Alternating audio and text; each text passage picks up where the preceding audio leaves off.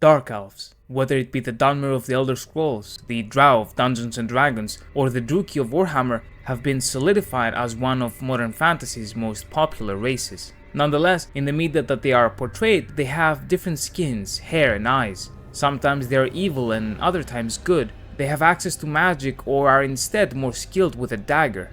Despite this, they remain Dark Elves, but what is it that makes them this to begin with? And more importantly, how did we get here, and how did the Dark Elves become the popular fantasy race of today? Their origins in modern recorded history begins almost 1,000 years ago within the medieval Edda. Within Norse mythology, the elves are divided between the Dökkalfar and the Ljósalfar, the dark and the light elves. The light elves are described as fair and bright, and they reside in the realm of Alfheim, the so-called land of the elves, which exists in the highest branches of the world tree close to the gods of Asgard. The lord of Alfheim was Freyr, the god of peace, light and fertility, and from those attributes we can gain a decent understanding of the nature of the light elves as creatures of goodness. In contrast, the Dökkalfar, the Dark Elves of the Norse, reside deep within the ground under the earth and are said to have been created out of the maggots that ate the rotting flesh of the great giant Ymir, from whom the world was forged and humanity was born. They resided in the wet, dark and dusty caverns beneath the ground and evolved to be, in many ways, the opposite of their elven cousins high above them. Although there is some debate as to whether the Dökkalfar are the same as the Svartalfar, the Black Elves who reside in the realm of Svartalheim, what we do know is that their nature was very distinct from the Light Elves and are said to have been malevolent beings associated with death and decay. In terms of their other characteristics, the Dark Elves were noted for their dark complexion, their magical abilities, and their incredible craftsmanship, mining and smithing. If some of these traits sound familiar, this is because in the mind of the Old Norse and the Vikings, these beings may have been synonymous to the dwarves, spirits of superstition and sometimes evil.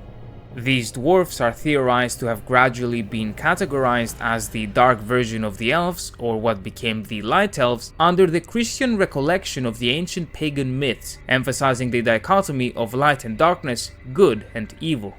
Regardless, what ultimately matters is that the writers of the centuries that followed considered these creatures to be not dwarfs, but what we know as the Dark Elves. For centuries, the Dark Elves remained what they were, confined within the bounds of Norse mythology, as a potential misunderstanding of the ancient Norse dwarfs. In the meantime, however, what developed extensively were the elves that most people are familiar with.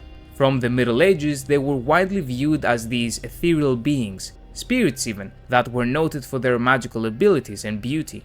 These creatures were not particularly good or bad, being able to cause both to the people that they interacted with, notably accused of bringing illnesses or alternatively healing them.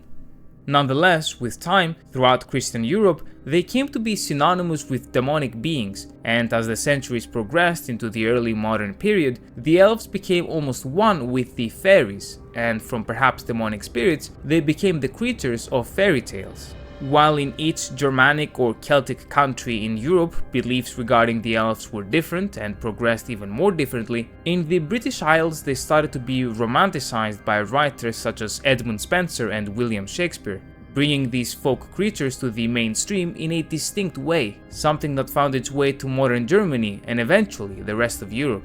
By the 19th and early 20th centuries, however, the ethereal fairy elf had been overshadowed by the elves of Santa and the mischievous creatures that would usually be up to no good. These were small, with long noses, and usually wearing green outfits, and this became the prevailing view of the elves until works such as The King of Elfland's Daughter by Lord Dunsany, and especially J.R.R. Tolkien's Hobbit and The Lord of the Rings changed the elves forever.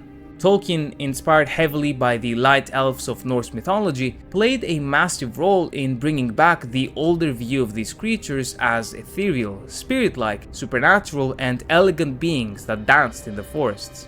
Tolkien's elves were, perhaps for the first time on a consistent literary basis, noted for their unnatural lifespan, for their grace and for their higher spiritual understanding, connection to nature, and distinct civilization as a fully fledged fantasy race. Even more so than that, Tolkien's elves, due to their pure spiritual existence, were also largely forces of good within his narratives, though naturally with some exceptions. It is vital to understand the history of the normal elves, as it was through the evolution of what a standard elf is that we can understand how their antithesis, the Dark Elves, were created. To stay within the Lord of the Rings, a more obscure fact is that Tolkien did in fact write of Dark Elves that lived in Middle-earth, though not as we would imagine them today. Tolkien's Dark Elves were called the Moriquendi, or the Elves of Darkness, the opposite of the Calaquendi, the Elves of Light, as when they were given the choice to venture forth to Valinor and witness the majesty of the two trees, they refused to complete the journey. Thus the light of the trees never shined upon them, in contrast to their cousins who made the journey to the Undying Lands and basked in the light. These Dark Elves that never reached Valinor were less knowledgeable and cultured than those that did, and they lived deep within the woods. A rivalry even developed between them and the Eldar, the elves that chose to travel to the west, though Tolkien's Dark Elves are not characterized by any malevolence or innate evil, and they are called such simply because they did not witness the light of Valinor. An important thing to note is that Tolkien partly introduced the idea that these Dark Elves had a tense relationship with the other elves, and that they split off from them as a distinct group, something that persisted in popular culture. Nonetheless, a character within Middle-earth that does remind us of more traditional Dark Elves was not a Dark Elf by birth at all, but instead a member of the Sindarin. Eöl, whose nickname was the Dark Elf, was noted for the shadow that resided within his heart, and he is remembered for his hate of the Noldor and how he chased his fleeing wife and son to the hidden city of Gondolin. There, the law of that city dictated that whoever found it had to either reside in it forever or die. Eöl chose death for both him and his son, feeling that he had been betrayed by him, and as he was staring down the king of Gondolin, the brother of his wife Eredhel, he threw his poisoned javelin at his own son, and as it flew, Eredhil jumped to save her boy and was hit instead, dying of the poison soon thereafter. Eöl was taken to the walls of the city and was thrown to his death, after cursing his son and wishing him the same death. That son, Maeglin, would be the one to betray the location of the hidden city to the Dark Lord Morgoth, and it is Eöl's sword Anglakel that became Gurthang, the Black Blade of Túrin. Through the Lord of the Rings and its popularity, we get the establishment of the High Elves as we know them today, and a reinvention of the dichotomy between the Light and Dark Elves of Norse mythology, in contrast to the Elves and Fairies of the previous few centuries. Within that context and the popularity and incredible inspiration of Tolkien's elves on popular culture, the result was the 1977 appearance of the first true Dark Elves in modern history, the Drow. Recorded as Black Elves in the first edition of Dungeons & Dragons, the Drow were noted for their nature and alignment being opposite to that of the Fairies, or Tolkien-inspired elves of D&D. Like their Norse forefathers, the Drow lived deep beneath the earth in what is called the Underdark, a dangerous subterranean realm reminding us of Svartalfheim. With Gary Gygax and especially his partners being heavily influenced by the Lord of the Rings elves, they had a Tolkienian foundation for the overall race through which they were able to make their own subcategories of elves, including what became the Drow, which may be one of Gygax's most original and greatest creations. Thus, D&D brought to the mainstream Dark Elves that had been split off from the original elven race, twisted and mangled, turned to evil and sadism with a deep disregard for life. They lived under a matriarchal system inspired by how spiders operate, and many of their original Norse characteristics on a physical level, such as the darker and deeper color of their skin, is resurfaced. This overall depiction of the Dark Elves as violent, cunning and sadistic creatures with a hate for outsiders and especially other elves was heavily solidified in the popular imagination. In fact, it was a major inspiration for the Dark Elves of another tabletop, itself heavily inspired by Dungeons & Dragons, Warhammer. The Nagarothi or Druchii of Warhammer Fantasy, first published in 1983, continued the general theme of the Drow race established by Dungeons & Dragons while expanding on it over the years. The Dark Elves of Warhammer did not exclusively live under the ground, and were instead noted for their raiding and piracy, as well as extensive slave operations. Their society featured similar matriarchal and spider-like characteristics as the Drow, and they likewise developed an extensive backstory as a race that was separated from the united elven race, and were now in opposition to the more traditional Tolkien-inspired elves, in a scenario similar to D&D. While originally very close to the Drow, the Druchii developed their own characteristics with successive releases, which gave emphasis to their homeland of Naggaroth, their distinct worship of the Dark Gods, and the addition of new characters and cultural practices down the line. And while in their foundation they retained the same malevolence as other iterations, their aesthetics became even more alien-like and dark, embracing the idea of this evil civilization. Characters such as the Witch King Malekith and Morathi, as well as their struggle with the Elves of Ulthuan, ultimately became the things that set them apart from other versions of the race, as they became interconnected with the lore itself. The Dark Eldar of the Warhammer 40k universe, while different from their fantasy cousins, would also gradually follow the same route with each addition to their lore and characters. And speaking of the lore, it would be impossible to cover the Dark Elves without mentioning the Dunmer of Tamriel. First seen in 1994's Elder Scrolls Arena, the race began as particularly obscure, with only its dark and red alien-like characteristics being what we knew for certain.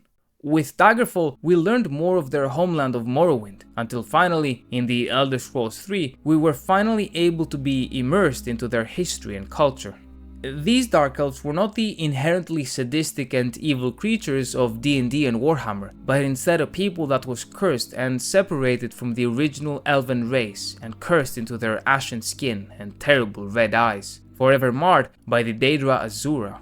This of course brings me to another Dark Elf characteristic of the Dunmer. Unlike the majority of playable races of Tamriel, they worship the Daedra, and especially those that they consider the three good Daedra, meaning Azura, Boethia, and Mephala. This is shunned by most other races, as the Daedra are considered to be dark gods, and even more interesting is the fact that Mephala is the Spider Daedric Prince, yet again connecting the Dark Elves of the Elder Scrolls to the original Drow of Dungeons & Dragons and their worship of Lolth, the Spider Queen. Not to mention their similar historical ties to slavery, and especially the slavery of Argonians. From all of this, we can gather that a defining characteristic of the Dark Elves became their distinct religious practices to their elven brethren, something that has become a consistent theme in most of their appearances in media. The same goes for their distinct physical characteristics to the other elves, their unique and foreign architecture and aesthetics, and perhaps their consistently more pragmatic way of thinking and civilization, which has seen the Dark Elves commit terrible deeds such as slavery. Despite these similarities, however, like their fellow Dark Elves of other media, the depth which has been granted to them through the decades has made them distinct within popular culture, with the Dunmer of the Elder Scrolls especially being perhaps the most fleshed out race of Tamriel, and not tied down to any inherently evil alignment like in Warhammer, or until the most recent editions of D&D. Ultimately, the culmination of all of these depictions in the past 80 years is that within popular culture what we have seen is the creation of a troubled people, with a deep history and a difficult morality. They are distinct for their physical appearance, cunning and pragmatism, and have importantly been disconnected or fallen from their original elven nature and exist within the bounds of a corrupted and twisted state, something that consistently causes friction with other elven races. With this as a foundation, writers have been able to develop their respective Dark Elves into something more, granting them different moral values and dilemmas, and creating new and interesting stories with one of fantasy's most beloved modern races. This is the end result, firstly of the development of the elves and fairies in the folk stories of the past 1000 years, and later, by extension, on the creation of their antithesis, inspired heavily by ancient mythology that may or may not have been about elves to begin with. A massive thank you to my channel members, and thank you very much for watching.